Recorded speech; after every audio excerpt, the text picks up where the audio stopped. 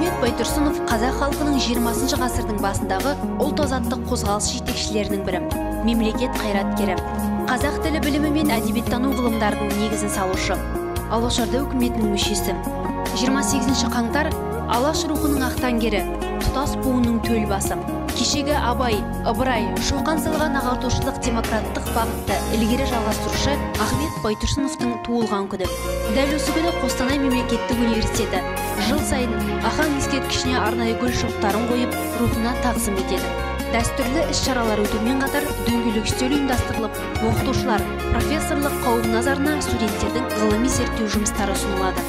Ахмет Байтұрсыновтың қоғамдық һәм әдеби қызметі тәуелсіздік тұғырын асқақтатудың кемел өнеге өрісіндегі жасампаздығы мен мемлекетшілдік сана биігіндегі отаншыл ұрпақ тәрбиесінде жаңғыра бермек. Басқадан кем болмас үшін біз білімді, бай һәм күшті болуымыз керек. Білімді болуға оқу керек, бай болуға кәсіп керек, күшті болуға бірлік керек. Осы керектердің жолында жұмыс істеу керек деген толғанысыны қазақ баласы мәңгілік бойтұмар етіп ұстанатын өшпес аманаты деп білеміз.